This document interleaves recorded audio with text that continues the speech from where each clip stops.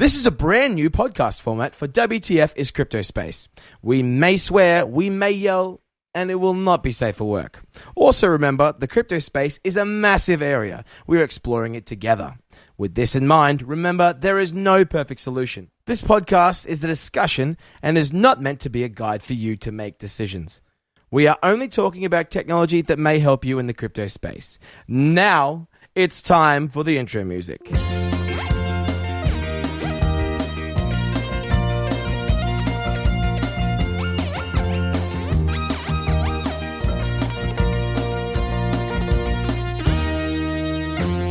Welcome to WTF is CryptoSpace. I'm Brett. And I'm Chad. This podcast is all about the crypto space. Remember, you can find our Facebook group by searching CryptoSpace. If you join that group, we can continue the conversation there and answer any questions you have during the week. Please review this podcast and give it a 5-star rating on iTunes. And if you are on YouTube, hit that like button. Smack! It would really help us out. Also, Brett's Twitter handle is WTF CryptoSpace and mine is Chad Shuttle Muso. We now have over 1,600 downloads, Brett. That's awesome, Chad. Thank you to all our subscribers and downloaders who have joined us this week. Yeah, special shout out to the highest represented town this week of St. Paul, Minnesota, United States. Thanks, guys, for representing. Hey, thank you, guys. We're really excited. In the last 2 episodes, Chad, we mentioned the start of the next leg up in the crypto space, which has commenced with gains of about 20% on average so far. Remember, we still have at least another potential 20% gains in the leg before a healthy correction. Last week, we talked heavily about privacy coins. All of the ones we mentioned last week are up a minimum of 5%, with Monero up a great 70% since our podcast last week. Wow, no one would have guessed it would have gone that far up. As you guys can hear, we're changing our format up, which we're just doing that because we know that the people that are listening out there are adults. So we want to talk about some stuff today, and I'm actually going to get really passionate today about the topic that I'm going to discuss, and you got something for us as well, Brett? Absolutely. All right, you want to go first, or should I? You go first, Chad. All right. Well, this is a thing that really is affecting Australians. It's about the cryptocurrencies and crypto space and anti-money laundering, or AML or ALM, anti-laundering money.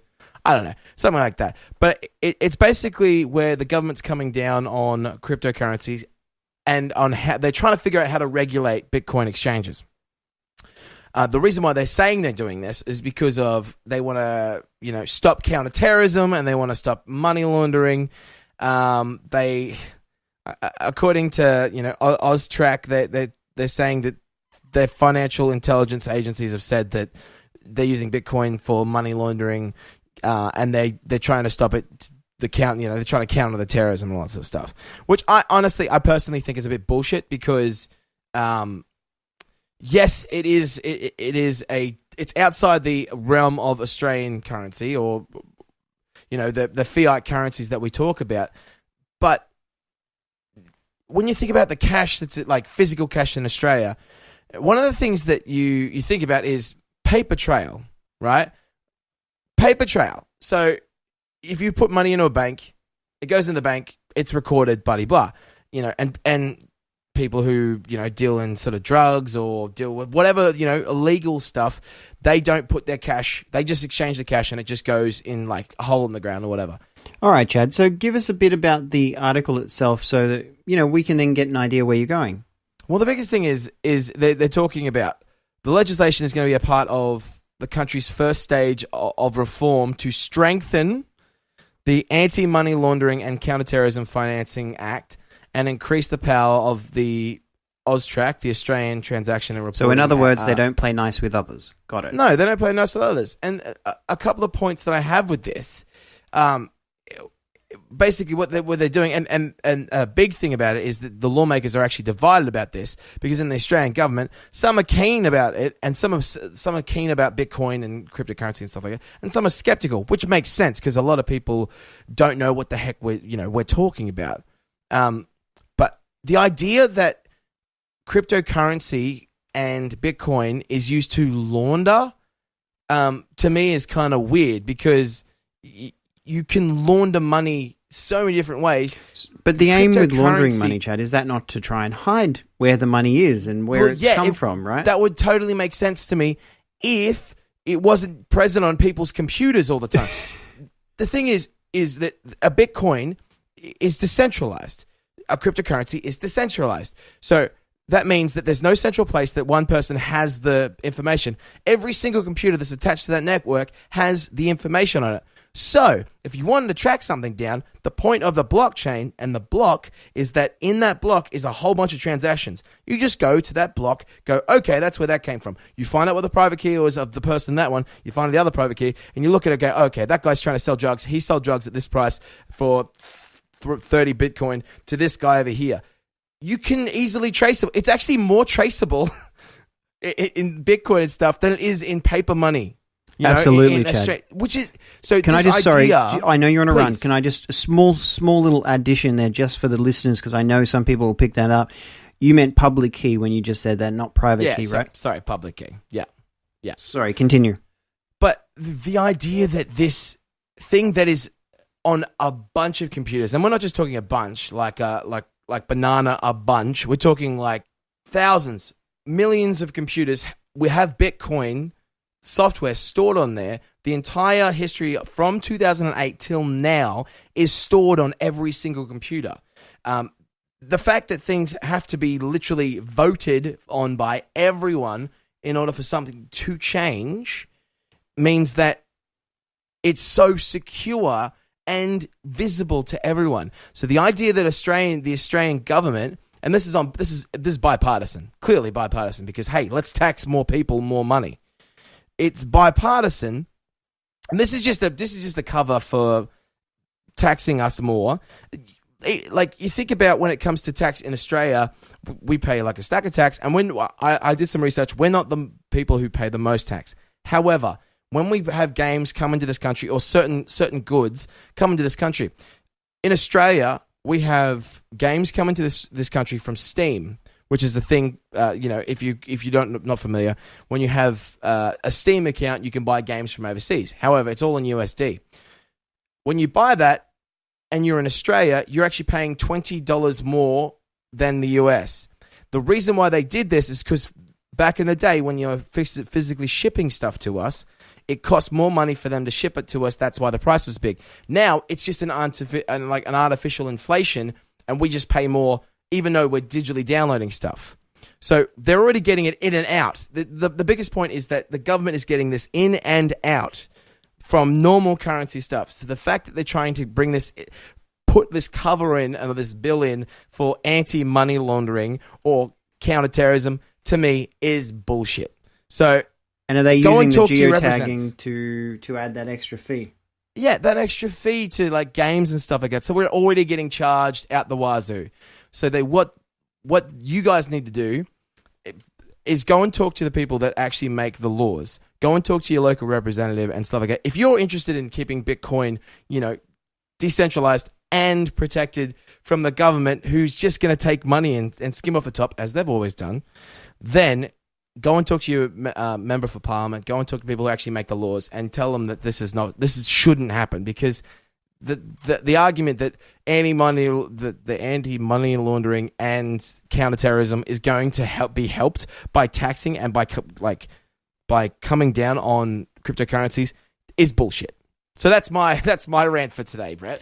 What do Absolutely. No, look, and I appreciate you stepping it up, Chad. I mean, a couple of things. So the first one naturally is that they have, so in Australia, they've created this wonderful entity that they're just really excited about called the Black Economy Task Force. It sounds a little bit racist to me leading into NAIDOC week. They probably might want to think their name again. Yeah. Just a thought there. You know what? They should just hang on. Before you do, no, let me read you exactly the words that came from, this is from the Australian Government Treasurer. Yeah. So, and this is in a small b, can I say that? Okay, So ready? The black economy refers to people who, and then it goes on to blah, blah, blah. Wow. Yeah. Whoa. Okay, so, I don't know that I necessarily like that wording. No. We might want to grow up and be a bit adult about this whole thing. But the other thing that I would point out, Chad, is, look, when you look at Bitcoin, Bitcoin has some really cool inbuilt features. And this is one of the big things that as a newer investor or someone might be moving into the crypto space, something that can be really important is because I don't see people will fight. This is the coolest thing about this whole revolution or this whole movement that's coming with regards to the crypto space is that people just genuinely will. Look, in marketing, we talk about people voting with their feet by just choosing to go where they want to. Well, now there's a choice. So with regards to Bitcoin is a borderless worldwide currency. So it exists where the internet exists. It doesn't exist in any one jurisdiction or any one country, right? So therefore, people will get on board with this. The other thing is that the government only will look to put their resources where they feel that they can squeeze or influence people in order to access the most amount of money or taxes they can in the shortest period of time. It just makes good economic sense for them to do it, right? Absolutely. Which is why they go ahead and they do these sort of things. However, there's a whole range of coins, and we talked about at least four of them that are coming up. And in a couple of weeks, we'll be talking one that I'm really, really excited about that's going to do some pretty cool stuff. But we talked about 4 last week, about 4 privacy coins that were coming of age as they move through the crypto space, and more people are moving their cash through those entities. And the reason they are is because for no other reason than they don't care. Yeah, they just don't care. And the thing is that you go ahead and you fight and you argue and you send out your task force and you do all these things. I don't think they understand how this stuff works. No. If you've got a public key and you got a private key, go nuts. Yeah. So long as you as an individual have hold of your private key, it is your money. Yeah. And unless they coerce you to release the details on that particular entity, they can't necessarily go back and find out what's in there. And here's the cool fun thing, just for fun.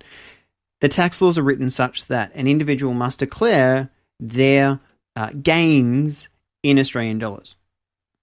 As I indicated to you, if you move money into the crypto space and you choose to keep it in the crypto space, you haven't gained in any currency or any fiat currency under law. The only time it actually matters is when you pull that bad boy out. Exactly. And look, there is a really cool one I wanted to mention to you, and I will put the links down below for a couple of things that we talked about. But this is Satoshi's Living Room. Did I mention that one the other week? Yeah, last week. I think last week or the week before. Yep. Yeah, look, I'm not always for giving plugs to different people, but given these boys are up in Brizzy, and they've got a good little program, and I haven't seen anybody else who does this, it is a great way of being able to, especially as an Aussie, pull out your money and turn around and turn your Bitcoin into Australian dollars, or maybe even do a BPay transaction. Yeah. And what happens is naturally there's a conversion that takes place behind, but that's a really cool tool, and this is called the Living Room of Satoshi. That's crazy. Well, it was another thing that was brought up, and I'm looking at a different article from ZeroHedge.com, is this is all coming out right now because they've seen the 5th week of a rise in Bitcoin into Australian dollars. and yes. So Chad, they're scared. They're like, where can we need it? It's like when you have an expensive, you say you're selling a car, and when you're selling the car, you want to tack on a bit of money, but they are making a cheaper car over here, and they're getting more money, and you're scared you're missing out. The Australian government is now on a FOMO, fear of missing out. They are scared, and so they're trying to figure out a way to grab the money, and they are blocking it, and they're putting it under anti-money laundering and counter-terrorism, which again, that's just lying. But to me, that's just lying. No. But Chad, let them do it. Let them do it. Because they don't understand the rules. Here's the thing. The new rules will play in a different way.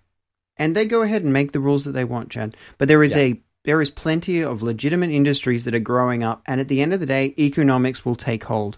When people realize that this is where the money is flowing, I'm sorry, they can either pull up their socks and act like big boys and girls and maybe play like everybody else, Yeah.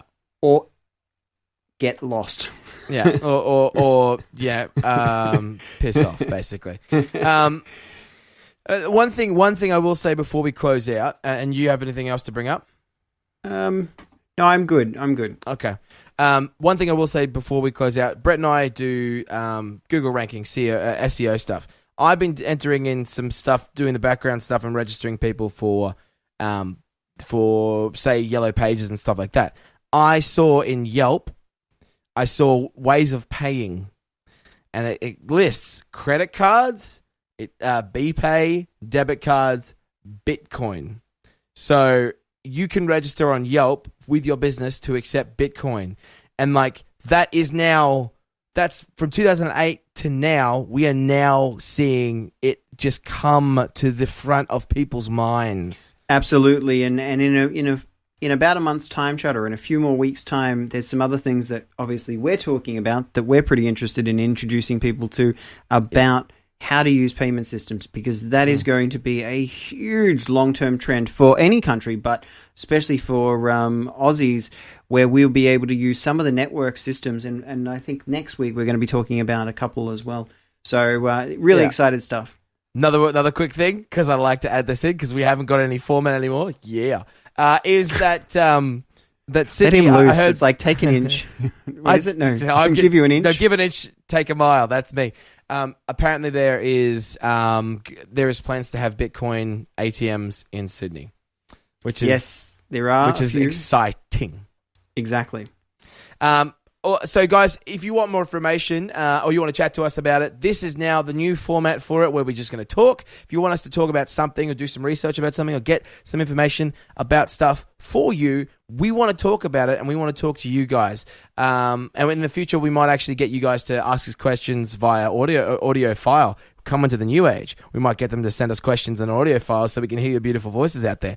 But, guys, we want to thank you for listening. Like us once, comment twice, and share the link of our podcast on your social medias and websites. Brett, our website's coming soon. Absolutely. Like I said, lining that up with some of the things that we're talking about in the crypto space, we are really excited about point-of-sale systems. Excited. And a few other bits and pieces that we will keep you up to date really soon. Well, I don't know. We might have a shirt, probably, in the future. Chad's not wearing a shirt, and we've got a camera, and I'm like, Chad, put on your shirt, and I'm like, that's true. How did we go, and how did we get here? Anyway, sorry, that's a bit true. of a distraction. Anyway, remember, you can tweet us, snaps. Brett that's me, at WTF CryptoSpace, and you can ask for Chad at Chad Shuttle Muso. That's ChadShuttlemuso. Also, remember that you can review this podcast and give it a 5-star rating on iTunes. If you're on YouTube, hit that like button. It really encourages us to continue to create podcasts for your listening pleasure. Also, click subscribe to this podcast to get your weekly podcast updates from us knuckleheads, and you'll get it in your podcast feed every Wednesday, 9 a.m. Australian Eastern Standard Time. But until next time, I'm Chad. And I'm Brett. Let's get excited about the crypto space. The transition has begun.